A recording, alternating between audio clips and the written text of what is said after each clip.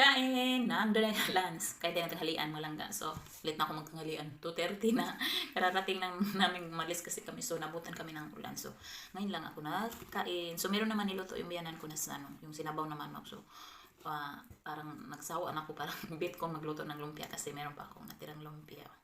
So, ito yung sausawan ko. Hindi ketchup yung ano ko. Yung ano lang to, yung suka sa kanilagyan ko ng garlic. So, yung rice ko bagong luto pa talaga. Oh.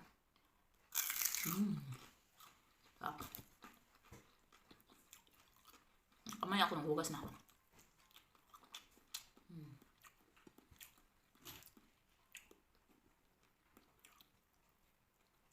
Ngayon pa silang pizza kagabi. Tapos may puro pang yung mga buto-buto.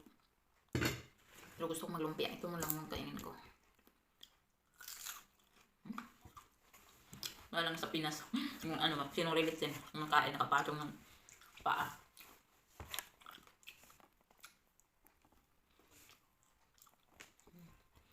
Sarap ng sausawan ko. Ang bango niya kasi ang daming ano.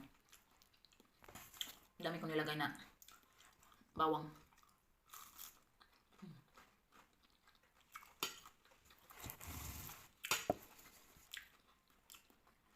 Init pa. Nag-usok-usok pa yung rice ko. Mas gusto ko kasi kumain ng ano mainit. Malamig na.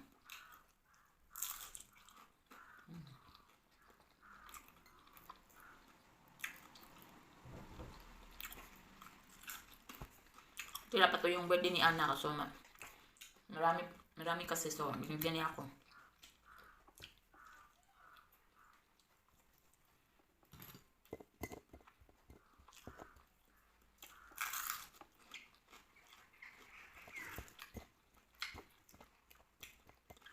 Ayun, lakas ng ulan kanina, nabutan kami.